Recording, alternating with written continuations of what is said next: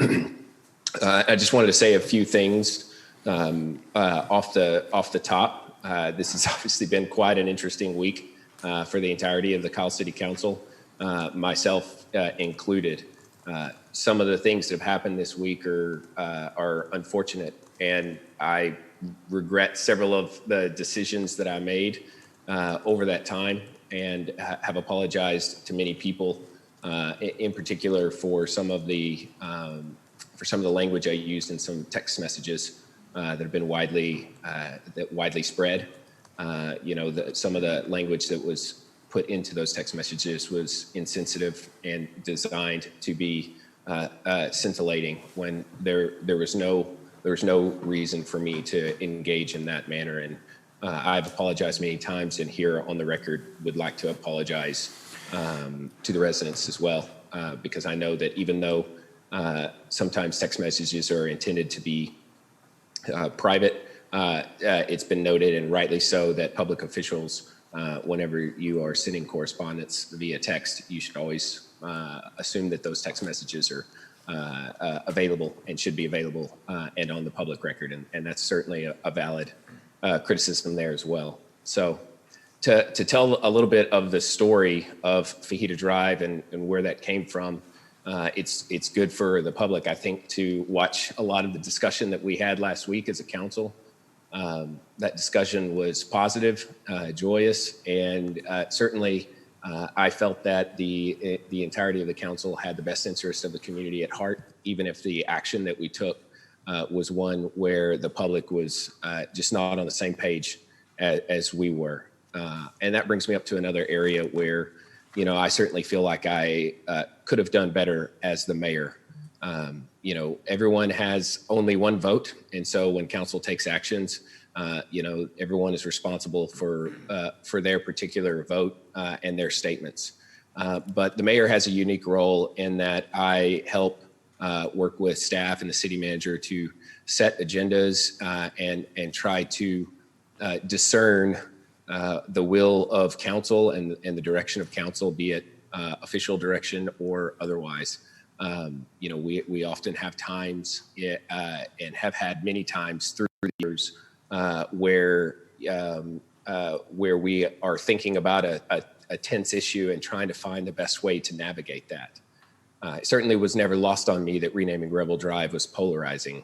I was hopeful and desiring, when I brought the agenda item forward, I was desiring for the item to go smoothly and be accepted by the community. And part of the rationale for celebrating the life of Sonny Falcone and Fajita Drive was because it took a lot of the positive momentum that the city council has been building over the last 8 months, but over the last year in general, and trying to capitalize on that so that we as a council could issue that could be unified behind a festival that we used to have here, that we all have spoken publicly about trying to bring back, thinking positively about some of those particular aspects of our history. And so that could have been done better, though. And that's really where I feel like I probably messed up in several significant ways. That it's tough, because whenever you get out of sync with what the public is willing to accept and support, you're on dangerous ground. And I never have pretended that I could cram something down the throats of the residents of Kyle. And even though sometimes I have proposed and voted on for myself on items that were controversial, this was not one that I honestly, the choice of Fajita Drive is not one that I anticipated that would be controversial. But that's just my own ignorance. And had I properly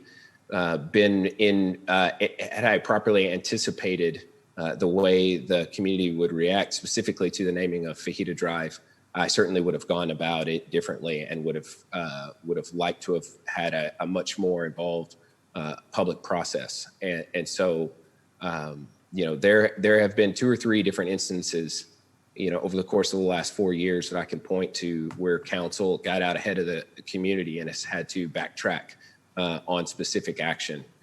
I don't see reconsidering a vote as a slight on the council. I think that reconsidering a vote is honestly is an honest and effective way to demonstrate to the community that you are listening, even if the path to get to the right choice wasn't the best path, and even if there are consequences for someone like myself for thinking that the public would accept something when it wasn't ready to.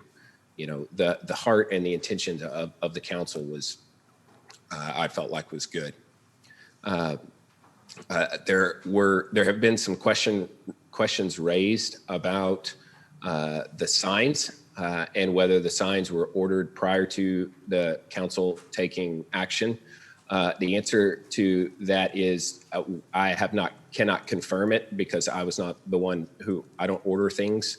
But I certainly in the meetings leading up to and preparing for that item did give my blessing for council or for staff to have those on order. And the reason was not nefarious. It was consistent with many times in the past, staff trying to make sure that they were prepared for council action. And there's an element of, staff preparing for items that, is kind of a go with your gut kind of situation. And from the vantage point that I had, doing the best that I could without discussing with all of council, I felt like the renaming of Fajita Drive was going to happen. And so I wasn't sure. I can never be 100% sure, but we had built a track record over the last year of being really in tune with each other as a group. And so I moved forward by giving the blessing to staff to make that order. It was $750 for the signs. They were on order when we took the vote, 7-0. And so the order remained, and those signs did come in. I think that hopefully there's a way to make some lemonade out of lemons, but I think there's certainly some ways for us to get our money back on those signs. And I know that staff is thinking about that, and council will have an opportunity to weigh in there as well. But it certainly is not lost on me that had it to do over, the sign order would have happened after the council action. Had I appropriately given credibility to the thoughts in my own head that this might not go over as well as I intended. So I want to apologize to the residents of Kyle for getting out ahead of my skis. I want to apologize to the residents of Kyle for being disrespectful and flippant in a text exchange when I knew better than to do that and just did it anyway.